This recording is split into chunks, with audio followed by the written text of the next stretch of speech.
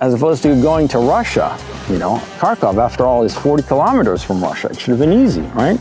Well, no, because all that area is mined. There is no real spot where you can easily move, not without a guide, not without somebody who knows what they're doing. I also looked into the possibility of somebody helping me out. Dugan explains that in July 14, 2023, right after Gonzalo was released from Ukrainian jail, Gonzalo contacted Dugan, along with multiple other contacts who offered him a chance to escape Ukraine by being smuggled into Russia.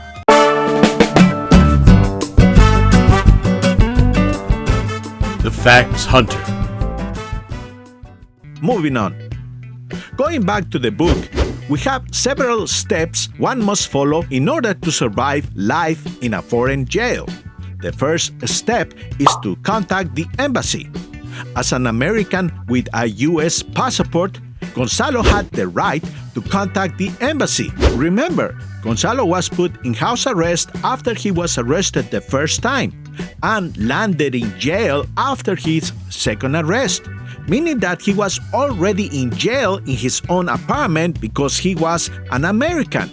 But instead of contacting the American embassy and try to get himself out of Ukraine, he decided to continue making videos that were against the law, getting himself in deeper trouble. All this time, Gonzalo could have been making YouTube videos in Russian-friendly countries such as Hungary or Belarus after negotiating his release from Ukrainian house arrest. But he was too stupid to understand the nature of his circumstances. This brings us to the next point of Brooks' book: the amount of assistance the embassy can bring to an American in a foreign jail. Brooks states in his book that the most the American embassy can do for you is intercede with local authorities to make sure your rights are being respected. Outside of that, the most basic assistance the embassy can provide is to visit you in jail, give you a list of local lawyers, and notify your family. Now, this disproves the claims from other propagandists who claim that it would have taken just a phone call from the State Department to get Gonzalo free. All it would take is for the United States, the State Department, to make one phone call. 1 minute. And Gonzalo would be deported. Kick him out of Ukraine. That's what the government should do. The U.S. Embassy never provided an attorney, nor communication to Gonzalo with his family. He endured all 8 months incommunicado. We need to remember, Gonzalo was not important enough for the State Department to get involved. It is idiotic to believe that the State Department will raise a finger for a Russian propagandist like Gonzalo Lira, who made countless claims accusing the U.S. of escalating the war in Ukraine about being warmongerist, while at the same time praising Putin and Russia for conducting a perfect military operation and for having won the war because, according to him, in 2023, the Russians had already won the war. They're not stupid. I mean, I have said before, the Russians have a lot of flaws, like we all do, but being stupid is certainly not one of them. They are smart people, very pragmatic people, and that's what they're going to do. The Russians know how this is going to end. The story has already been written. Everybody knows how this is going to end. The war is over. Now it's just the mopping up. And so now it seems clear that Lithuania and Poland are setting up the conditions to provoke Russia into attacking one or the other or both. And this will draw in all the other NATO states, including the United States.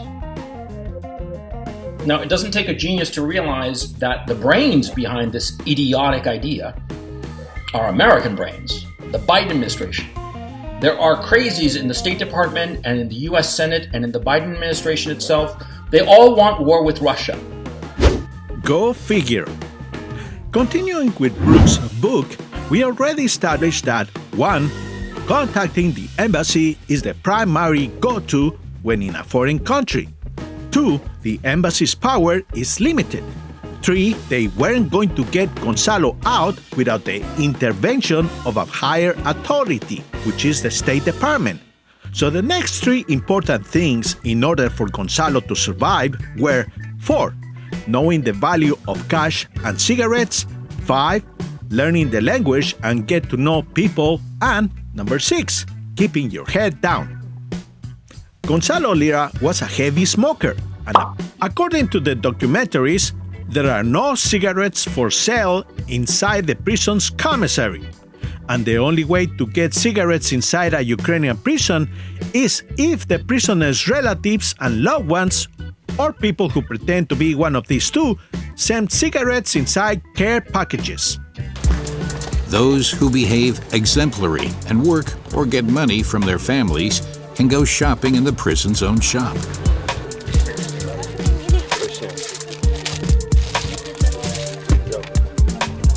You can get almost everything here: tea, coffee, sausages, candy. Only cigarettes are not sold.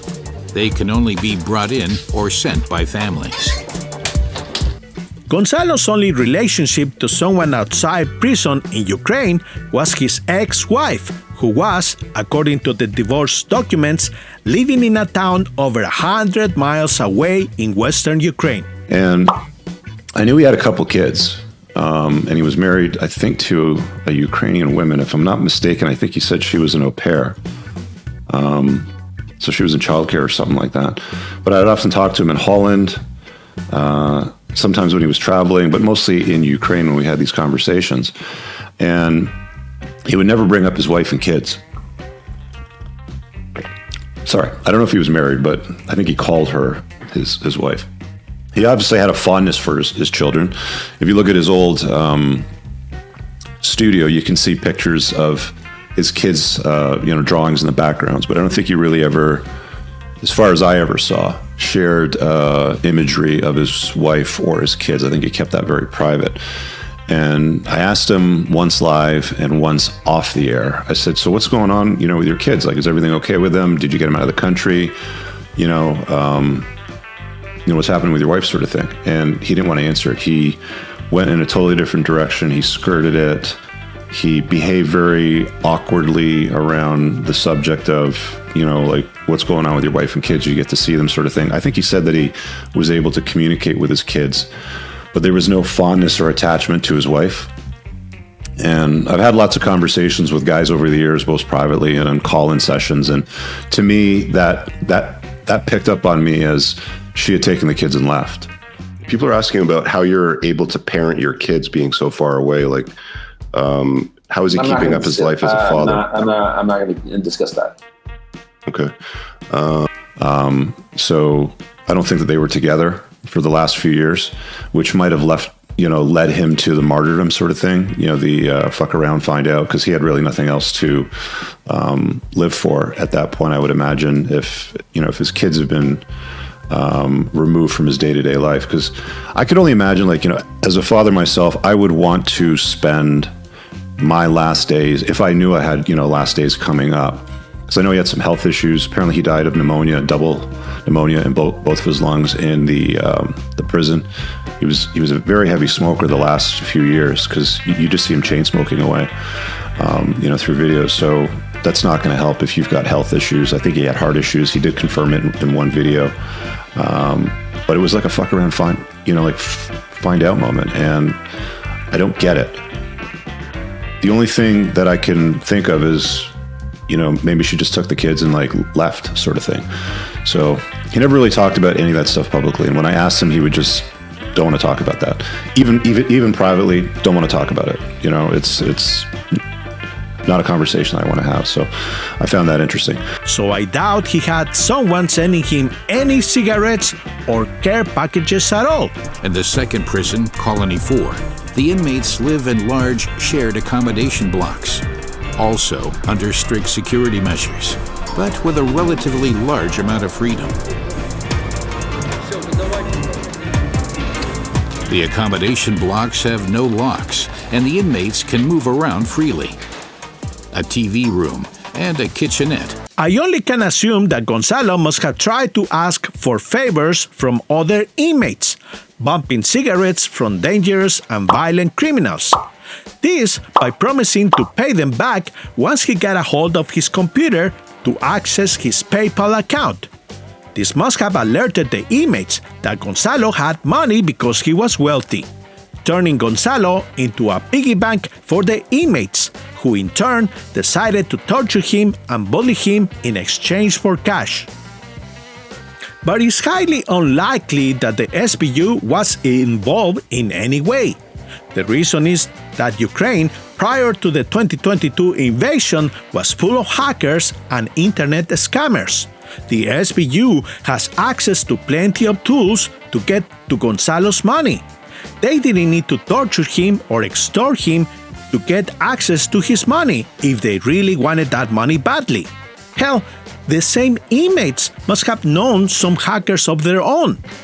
Now, a lot of people will probably give Gonzalo the benefit of the doubt because they don't know what type of scammer Gonzalo Lira was. But if you have watched my previous videos on the series The Deconstruction of Coach Red Pill, an American Parasite, you probably remember that this guy learned how to make up stories since he was 7 years old. I have no doubt that Gonzalo's accusations against the SBU are all lies to cover up for his mistakes. So, my best guess is that he bumped one too many cigarettes from the grown inmate and ended up being extorted for the money he probably promised to pay them back in exchange for cigarettes that would help alleviate the cravings caused by his addictions. Poor stupid son of a bitch. Oh well, moving on. Now, in my deconstruction of Coach Red Pill series, we can see on several occasions that Gonzalo was really bad at adapting to his surroundings. As a kid, he got bullied at school for acting like a snob. When he attended university in Chile, people knew him to be a loner.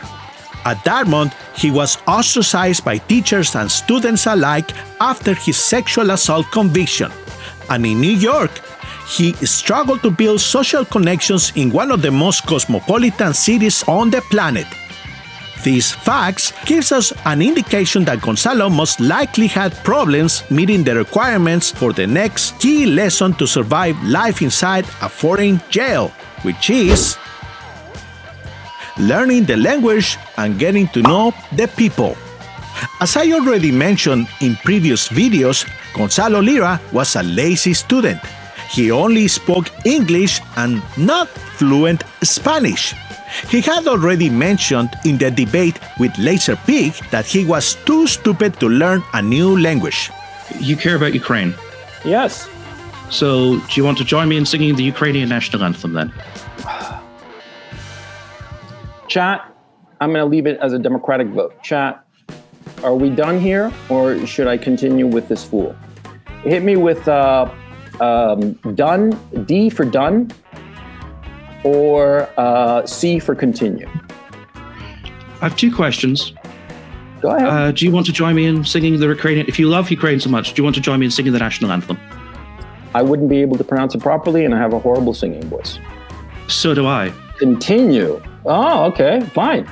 Okay, so let's go on. So you are in favor of prolonging the war? Do you not know the words to the Ukrainian national anthem? No, because I don't speak Ukrainian. You don't speak Ukrainian. You don't immerse yourself in the culture of Ukraine. No, because I'm stupid with languages. What do you want me to say? Okay, I'm terrible with languages. Shit, I lived for a year and a half in France and I couldn't learn fucking French, even though I had fucking daily lessons at it. I'm sorry. It's just not how my brain is wired. I'm sort of like stuck here, and if I were to move to a different city in Ukraine, it wouldn't improve my situation, it'd probably make it worse, especially it would be a city that I didn't know, and I don't know Russian or Ukrainian. And so that would play against me. And so even after living for years in Ukraine and having a Ukrainian ex-wife with 2 kids, he never bothered learning the language. In fact, he was eager for the Russians to take over Ukraine, claiming that Kharkiv was a predominant Russian-speaking city. Well, Gonzalo, Rada's got a question here for you about Russia. Will you evacuate before Russia captures? Go ahead. Yeah, will Gonzalo evacuate before Russia captures the eastern half of Ukraine as he predicts? No, I want to see the invasion, man. I want to see it up close and personal. I want to see what happens. Do you have a death wish? No, I love life. I'm not afraid of death, you know? What about the notion of, like smoking? Because, you never used to smoke before in your shows. Is it just something that you've picked up recently, or did you just smoke off air and then, bring it on air now just because it's zero fucks? No. I wasn't smoking before this conflict. It's just the stress of it, see? So basically, Gonzalo believed his own lies, thinking that the Russians were not interested in harming civilians, because to him, Putin is the good guy, Zelensky is a cockhead, and that all the dead civilians so far were the result of crimes committed by the Ukrainian Nazis. This guy was completely disconnected from reality and knee-deep into his own bizarre world. I just want to tell you that unfortunately today there will be no Wednesday CRP exclusive video. Last Wednesday, February 24th, last Thursday, February 24th, the Russians invaded Ukraine. I'm going to be leaving this location pretty soon, probably today or tomorrow, because, quite frankly, staying here is not safe. And on top of that, some of my video content that I posted on my CRP channel got picked up by Russian language news sources, and they did not like at all what I had to say. And so there have been death threats against me. Shocking as that may sound, actual death threats. And in fact, there are people who claim, and they seem to be in a position to know, that there are Bitcoin assassins, and I cannot believe I'm saying this, but there are Bitcoin assassins who apparently are looking for me. So I'm going to have to go. This is not a healthy state of mind if the goal is to assimilate to your environment and become friendly with the people that surrounds you. And we have to put this in perspective. He was a YouTuber who was followed by a number of people who believe the same lies he believes. In prison, he was surrounded by people that did not care for him or believe the same lies he believed. He was a rich, spoiled brat surrounded by criminals who grew up in one of the poorest countries in Eastern Europe. This explains why he ended up listening to prison inmates who suggested to him to leave the country. Unfortunately, instead of leaving Ukraine through the right channels, contacting the embassy and negotiating to leave, he tried to cross the border, getting himself into more trouble than he already was. He was too stupid indeed. And finally, keeping your head down. Brooks mentions in his book that if you're in jail, it is important to be smart and do not do anything that will call attention to you. The local goons will pick on anyone who acts as a tough guy.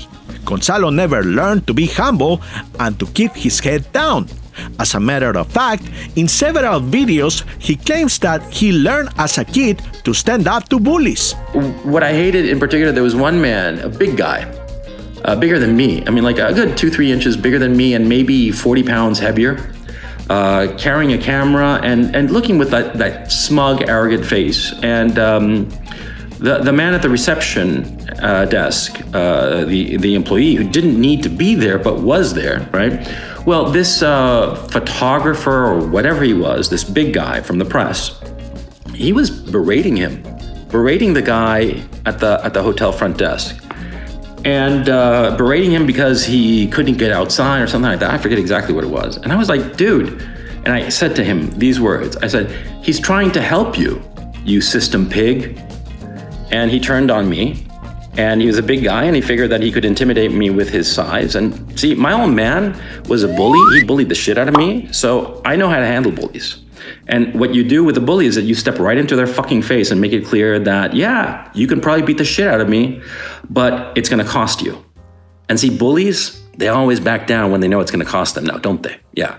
Anyway, that was like the one major tiff I had at the hotel. But because, according to him, when you stand up to bullies, the bullies always stand down.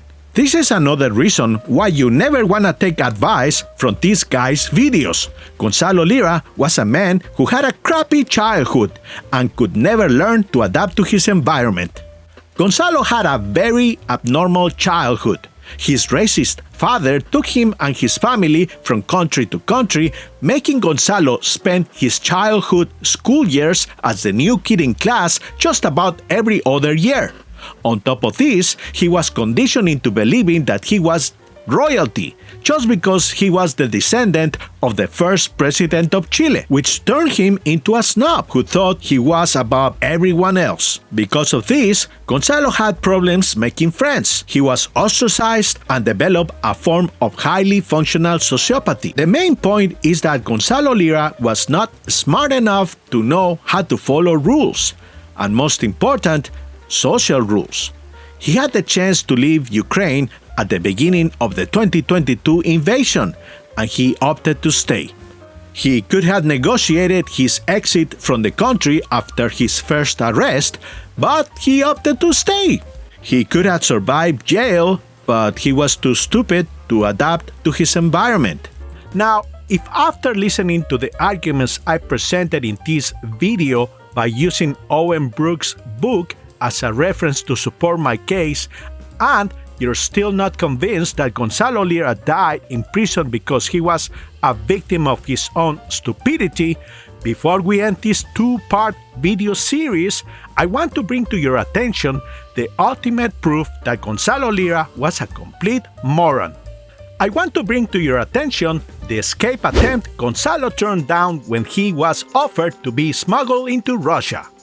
If you remember the videos Gonzalo made when he tried to cross the border into Hungary, there is a part where Gonzalo explains that he attempted to contact people to help him find his way out of Ukraine. As opposed to going to Russia, Kharkiv, after all, is 40 kilometers from Russia. It should have been easy, right? Well, no, because all that area is mined. There is no real spot where you can easily move, not without a guide, not without somebody who knows what they're doing. I also looked into the possibility of somebody helping me out, and a couple of them were grifters. It was clear as day, they wanted money. And the others, they had a lot of good intentions, but they didn't know what the hell they were doing. And so ultimately I was not able to find a Sherpa, a guide, who could get me through. And I'm gonna chance it at the border. Well, in the video, he claims none of those people he contacted were able to help him out. This was another lie. According to one of those people he reached out for help, Gonzalo was offered to be smuggled into Russia, but he refused to escape to freedom because he didn't want to leave behind his motorcycle. What the fuck? That's right. The guy who claims to have over $140,000 in a PayPal account didn't want to leave behind his $14,000 motorcycle. I found this story in a Rumble video by a channel from a Russian propagandist who goes by the name Bad Wolf, run by an American trader named John Mark Dugan. Mark Dugan is a former Palm Beach County sheriff's officer who fled to Russia after being incriminated in a conspiracy involving DNC leaked documents. In 2016, he managed to flee to Moscow right before the FBI could get a hold of him, and he's been living there after being granted political asylum by Vladimir Putin. In Mark Dugan's video titled Gonzalo Lira Killed by a Motorcycle, Dugan explains that in July 14, 2023, right after Gonzalo was released from Ukrainian jail, Gonzalo contacted Dugan along with multiple other contacts who offered him a chance to escape Ukraine by being smuggled into Russia. Dugan shows the text messages he exchanged with Gonzalo. In the messages, Dugan explains to Gonzalo that he knew people who could help him out as long as Gonzalo didn't contact anybody else for help. So, on July 14th, 2023, I was contacted by Gonzalo Lira, and he contacted me asking me if I could help get him out of Ukraine. Of course, I said sure, and of course I asked him for verification that it was him. He actually contacted me on a call, and we had a conversation, and I said, yeah, I got some people that I've done this before with, similar stuff. We will get you out. Not a problem. So I was very specific with Gonzalo. I said, look, I will help you get out, but you can't talk about this with anybody. The day after the first exchange of text messages between Dugan and Gonzalo, Dugan's contacts told him that Gonzalo had been contacting another person who had the reputation of being a gossip girl. Because I knew that he was talking to one other person, at least one other person, a woman here who is a vicious gossip monger. And if I was going to go and partake in this operation to get him out, I was not going to get my ass caught in Ukraine because this guy was running his mouth. So he sends me his passport photos. So he wrote me up. He wrote me on the 14th, and I said, look, I'm not going to have anything to do with these two people. If you go that route, then you're on your own. I'm not going to help you. Because he kept talking about it with this person. He said, look, my goal is to get out of here with as little drama as possible. And then I told him I've done it before. I know many places to cross, but I'll only do it quietly and without people who are idiots involved. And he said, good, I'm not interested in being fodder for gossip mongers or ineffective people. My likely sentence is 5 to 8 years in a Ukraine prison labor camp. I can't afford to get mixed up with silly people who are in it for the clicks. He told me his US passport expired, but he'll be entering on his Chilean one. It allows a visa-free entrance into Russia, which was perfect, right? Dugan told Gonzalo that if he wanted to escape Ukraine, he would have to leave his motorcycle behind. Gonzalo refused and decided to take his chances by attempting to cross the border to Hungary. I talked to another person that I happen to know, another person that kind of does what I do, but he contacted me. So when I talked to Gonzalo Lira, I told him about my plan, how I was going to get him through the border, out of Ukraine and through the border. Well, he didn't like that idea. He didn't like that idea because I told him very specifically, you're not bringing your motorcycle. So he started talking about my plan with some other people. I was very angry about it, and I wrote to him, hey, I worked out the details with my friends. Then I found out you're talking to someone else in parallel, specifically after I said it was required that you don't talk to anyone. So my guys are out. Good luck with your other channel, though, brother. I hope you get here safely. And he said, what the F? I said, my friends had another request to help you from the direction of the person I told you not to speak to. My friends are not going to risk people going into Ukraine to get you, because if you're fishing around, then this will get leaked. My people don't trust the individual who you are talking to. She is not reliable. And that was it. And that was pretty much the last conversation I had with Gonzalo Lira. Then he contacted my other friend. He wanted to bring his motorcycle. My other friend said, no way in hell. This plan does not call for you bringing your motorcycle in here. So he called me back and he said, you know what?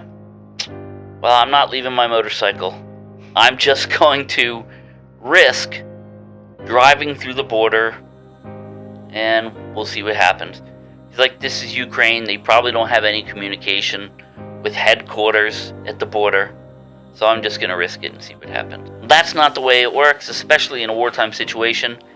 Everybody is sketchy of an American coming and going. Gonzalo basically signed his own death warrant over a fucking motorcycle. That's right, people. Gonzalo Lira, the guy who claims to be able to spend $11,000 at the drop of a hat and claims to have over $140,000 in a PayPal account, didn't want to leave behind a run-down motorcycle, which doesn't seem to cost that much. $14,000 at most. You see, nominally, on the first day that I was arrested, I could have posted bail. But I was not given the opportunity to do so, to contact the people who would have the cash available to post my bail. And it wasn't that much, it was $11,000, which I don't want to sound arrogant. $11,000 is quite a bit of money for most people. I am blessed by the good fortune of having the means to put together that kind of money at a moment's notice. And so I could have posted bail on the very first day. But this also makes me wonder, when Gonzalo was talking about not finding anyone to help him cross the border because he only found grifters and nice but incompetent people, in which category does Mark Dugan falls in? Is he one of the grifters, or is he one of the nice but incompetent people? A couple of them were grifters. It was clear as day, you know, they wanted money. And the others, they had a lot of good intentions, but they didn't know what the hell they were doing. But I personally believe John Marks Dugan's story. Dugan is a former Marine, and the Daily Beast has written 2 articles explaining his long history of fraud and acts of espionage on American soil. Dugan has also participated in propagandist operations where he reported straight from the front lines in Russian-occupied Ukrainian territory.